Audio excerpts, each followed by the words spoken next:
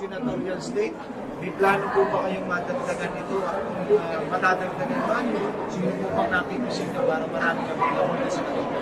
Well, siyempre, gusto ko madagdagan kami. Bakit hindi? No? But for now, I'm happy with the 3 senators today na under Action Democratico. But then again, as I have promised you, no, everyone, na I am willing to work with anybody. So with that, basta ako naman, meron na akong 3 kandidatong senador, pero hindi ibig sabihin, 3 lang ang iboboto ko. Basta ako, sigurado ko, 4 na iboboto ko. May nagkakahabis po ba na Sino gusto po yung magpahayag? pangalan? Ha? Si President Duterte.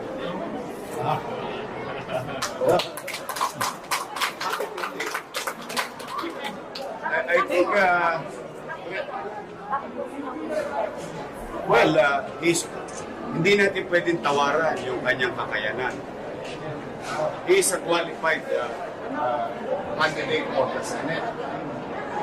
In fairness to him, ako, basta ito personal choice ko.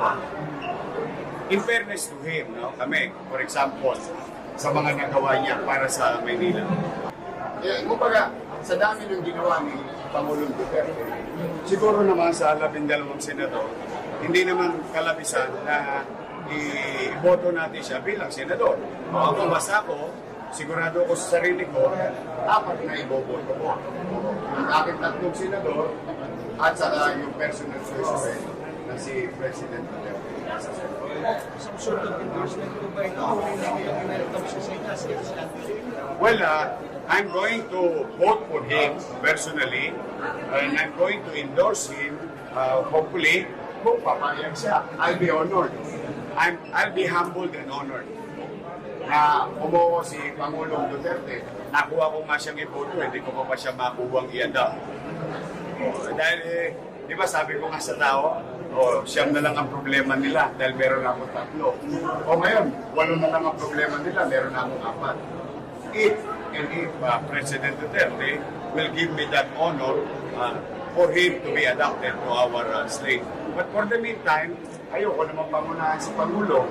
Malaya naman siyang makakapamili kung saan niya gusto sumama. But for now, that's why we thought of 1, personally, pupoto ko siya. 2, as our guest candidate. Kasi wala na siyang kandidatong presidente. Pwede na namin siyang i-adapt. If, again, kung gusto ni Pangulong Duterte, I will be grateful and honored and humbled to have somebody in our state as an additional candidate for senator. And I think he's capable doing the job. Kwento lang ng konti.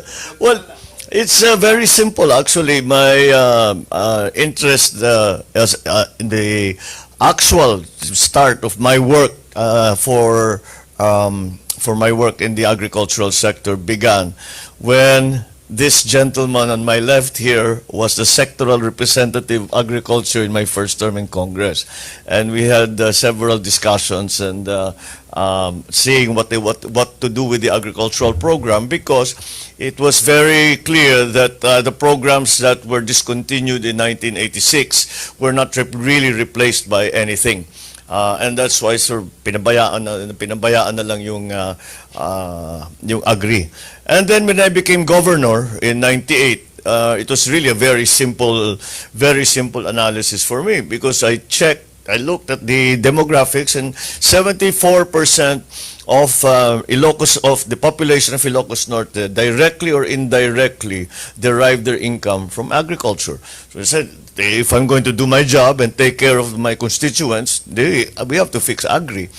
And I started to look into it, and I started studying.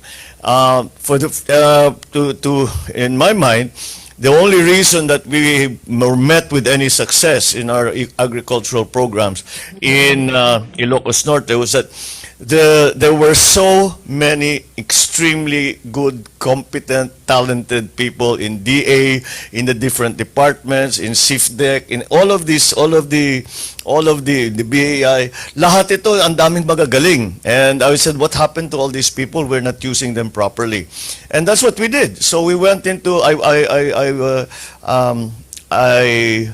tried to learn as much as I could about the Agri, the evolution of Agri in the Philippines, and why were we in a bit of a sorry state when I came upon it. So that's really the beginnings of my involvement in the agri sector, and I think that we were able to do we were quite successful in Ilocos Norte, because if we started by importing palay, rice, and we then ended up by exporting it. The protein we looked at it actually from a nutritional point of view, and what is needed in terms of carbohydrates, in terms of proteins, in terms of, and so yung protein supply or sa nutrition natin will come from livestock and from fisheries. So we try to develop that. So, but at that time it was only inland fisheries that we were doing. Hindi pa natin ginagawa yung mariculture. Although that's something we tried to get into towards the end. The livestock, we were able to, marami kaming nagawa. We would send out breeders and bring them back and leave the mga inahin galing sa gobyerno, tsaka iniikot-ikot na lang namin para magkalat. And of course, yung mga napoproduce, yun nasa farmer na yun, and they can use it, bring it to market, whatever it is they want to do. But that was an extensive form of I suppose of developing the livestock. There's also very much a place for the private side, the intensive kind of piggeries that we see, the large-scale piggeries, where they have up to 600, 1,000. So yun ang maaari din ngayon. There's also a place for that. So that's really how my interest came into it, was really from Ilocos Norte. And then I have to admit a bit of dismay as I watched the agricultural program get broken up into little pieces. And I'm talking about the devolution of Agri to the local governments. And the reason I say it was broken up is because there was a great inconsistency in agricultural policy between the LGUs. Kasi kung panahon nito ni this was started, I think, in Erap's time, di ba? When they finally, the previous KFB at that, they finally decided to devolve. And the reasons, the stated purpose for the devolution was because to lower the budget of the DA. That never happened. The budget of the DA never went down. But what really happened was that we fractionalize ang agricultural sector. And ang tawag nila, ang sabi nila, the governors and the mayors will be the ones who will decide how to promote the agricultural sector. And alam mo, iba-iba naman ang LGU, iba yung governor, iba yung mayor, iba-ibang interest. Meron talaga dyan very interested in agriculture and they do everything. Meron hindi. Kaya't hindi pantay-pantay ang pag-apply ng national policy. And so that's something we really have to revisit in my case, in my view. It's very simple for me, is that you cannot have a nationwide agricultural policy if each constituency is not following a general plan.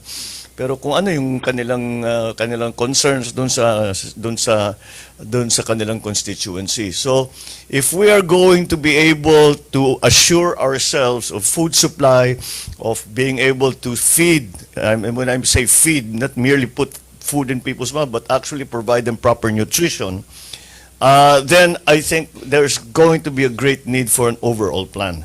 And that overall plan has to be done at the national level. With the advent of climate change, global warming, all of this cannot be done at a local level. This has to be done at the very highest level of government, and that's why I believe the agricultural sector has been diminished because of so many years, maybe you can consider it 3 decades of diminution of our agricultural sector and the increasing dependence on importation. It's something that is very worrisome because we simply cannot continue to do this. And when COVID came, it became sharply clear that itong problema, may problema talaga tayo, because the food supply was the first thing to become not only the supply but the supply lines, the distribution, etc., etc. Kitang-kita kaagad eh. And so that's when I hope everybody got a wake-up call and said we have to figure this out because we cannot continue just doing this. We must have a strategic food supply. We must not be dependent on importations. We must be able to stand on our own feet when it comes to crises where other countries who we import from are not able to supply. I mean, they might, never mind the pandemic, they might have a drought, baka magkagera, baka awayin natin, hindi tayo binibigyan ng kanilang trade. So many things can happen, and that's why, although there is a school of thought that says as long as we make enough money, we can buy all the food we want. May ganun eh. Pang probinsya, pang Ilocos Norte, pwede yun. Kasi merong bibilhan. Pero for a country, for a state, I don't think that should be allowed to happen, because as the pandemic very, very quickly demonstrated, we are too dependent on outside sources for our food, for our nutrition, and I believe there is a need at the national level to have a strategic food supply, so that when everything else goes wrong, that we can still assure our people that they will be fed, that there are sufficient supplies, that the food supply will at the very least continue. Maybe not to the extent that we had done, because the markets had closed, the supply lines had closed, but nonetheless, basta buhay pa tayo. Yun lang naman ang ating interest. So those are, though I could go on for a long time about this, but that's basically to answer your fundamental question, is how I became very, very interested. And even as in the study of economics, it's still regarded, the agricultural sector is still regarded as the foundation of any industrialization.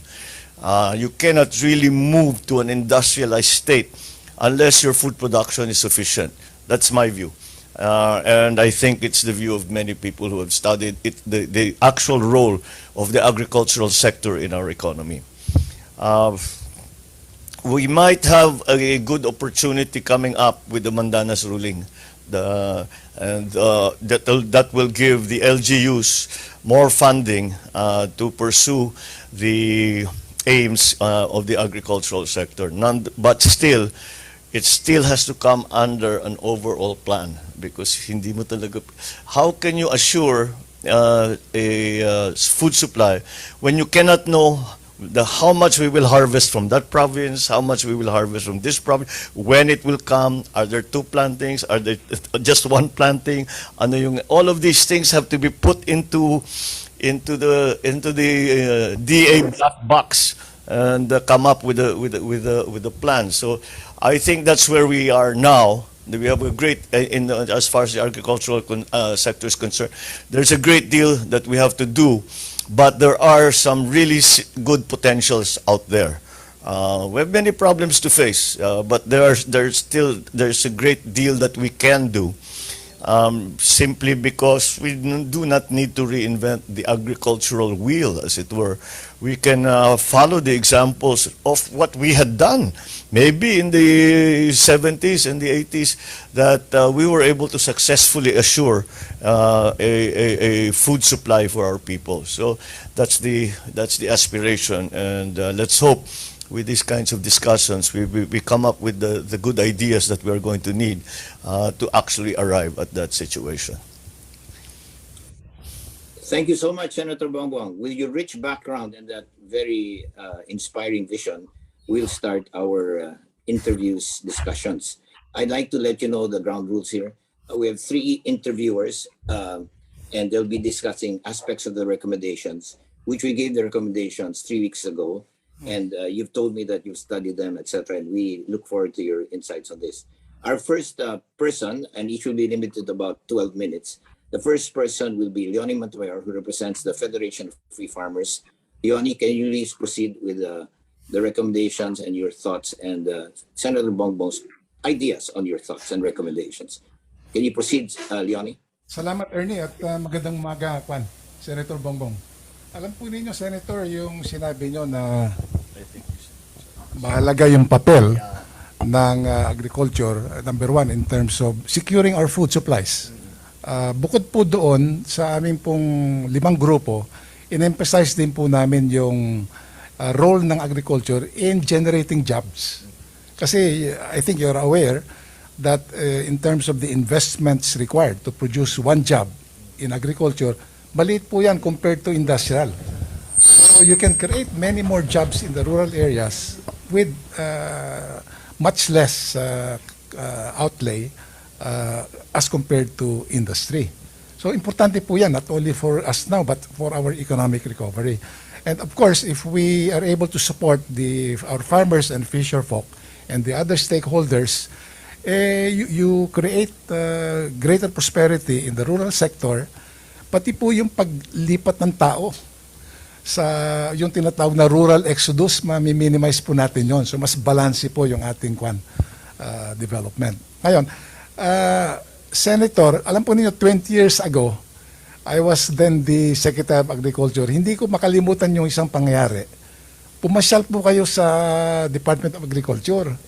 At nakita tayo doon, at you, rather sheepishly, I thought, you told me, kasi I asked, Gobernador po kayo dati noon eh. Ano pong magagawa namin para sa inyo?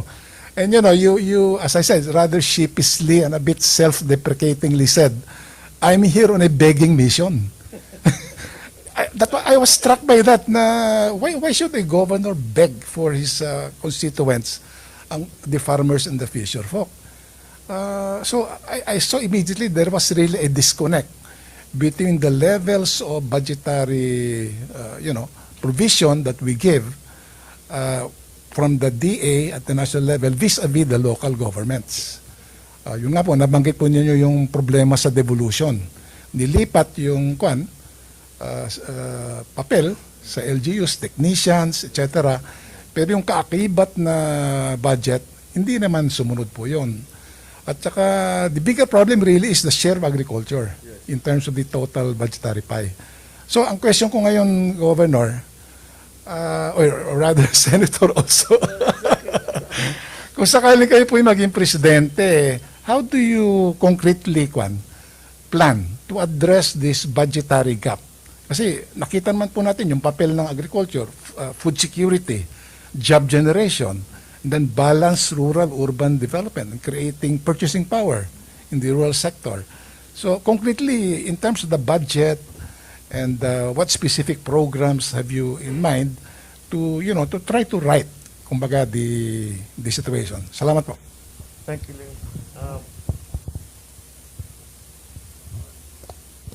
Yes, is that? Meron na? Yes. Okay. Yeah, just that I remember that very well. It was very simple because that was at that point I saw how what a poor state we were in Ilocos Norte. In fact, the first step that I took was to the seed farmers. Sabi ko sa kanila, wag stop growing this not so good varieties. And that's what I got from the DA then. Ano ba yung magandang variety ninyo na pwede natin ikalat? And I gave it to the seed producers. And I said, you produce this and I will make it pakyaw. Kukunin ko lahat para sa isasama ko sa production loan para sa mga farmers. Kasasama ko yung binhi. So that was that that was the state that I found the province in. That's why I was on a begging mission for all the technology, all the possible help and the resources. Because my tendency is always to look to DA. Because we have some competency at the local level, but it's certainly not at the level of what you have in UPLB, what you had in Erie, what you have in biotech, all of these research institutes and facilities. So that's what we have in my view, that's what we have to start. We have to strengthen. We have to go back to basics, really. And it's still because many of the things that I'm thinking about will be difficult with a devolved agricultural sector, devolved down to the LGUs. I simply cannot think how to make a plan without the adherence of the local governments to the general plan. Kailangan sundan nila yan. Although there's no mandate now for them to do that. They pretty much can do, the local governments can do whatever it is they want when it comes to agriculture. We have to strengthen that partnership between the local and the national. And maybe there's going to be a great effect of the Mandana's ruling that will give more funds, and hopefully we can do something so that we can properly and rationally use those funds to help the agricultural sector. Kasi laging sinasabi ng LG, wala kaming pera, wala kaming pondo, wala kaming kakayahan, or whatever they feel they need. So perhaps this will be something that we can use. But I think more importantly than just the funding is going to be the plan, an overall plan, a good understanding by our scientists, by our researchers, by all on the technical side as to what we have to do to actually arrive at our ideal state. We do not. Maybe we can do more than we can say that if we are producing maybe 96-97% of our needs, I think we're all right. If we're importing 3-4-5%, no? When Agri wasn't devolved yet, hindi naman natin hinahabol yung mag-export. Ang habol talaga natin was the general bulk of it. The rest can be imported, mga specialist na yan, organic, yan, mga high-end na yan. So that's okay. You can import that because there's still a market for it. But again, it's still you cannot even come up with a proper budget because you do not know what you are asking people to do, what you are allowed to ask people to do. I'm talking again about the LGUs. Kung hindi sumunod, paano yun? May bigyan mo ng budget, saan pupunta, hindi pupunta dun sa plano na gusto ninyo. Kaya ang hirap nung we have a general idea of what we want to do. But we still do not have an overall. What we are doing is we look at each LGU and basically just add up what's the requirement and say that's the budget.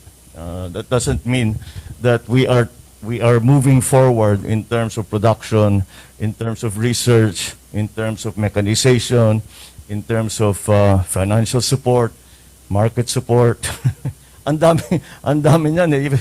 I still look back from the Erie Masagana 99 to the processing, to the FTI, to the Kadiwa. Yan pa rin ang para sa akin, yan ang kailangan buuhin eh. And the NFA should return to its function as a regulatory and price stabilization agency rather than just an importation agency. I understand that during the crisis, during the pandemic, that our government decided to use importations to maintain the price of rice. Okay, that's been effective. The problem with importation and the rice tarification law is that it ravages the local agri.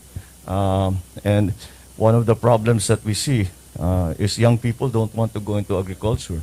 The oft-quoted statistic that our average farmer is at 56, 57 years old with no new inflow of young people. Yung mga anak ng mga farmer mismo nagsasabi sa mga anak nila, huwag kayo magfa-farm. Mahirap masyado ang buhay na ito, maghanap kayong ibang trabaho. And that's a sad state of affairs.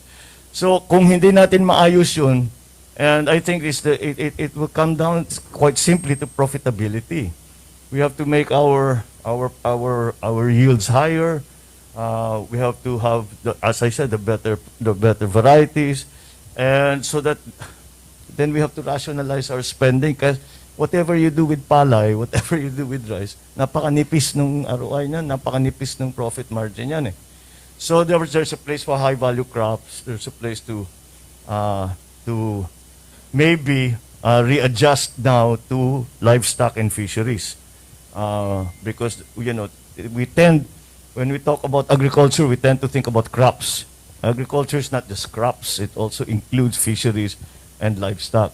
So siguro it's time to look again at rationalizing the expenditure of government, so that we give the proper support to the three elements of the agricultural sector vis-a-vis its nutritional contribution to the people. And I think that's one objective way of handling that. But then, siyempre, dadagdag mo yan, which areas need to be invested in.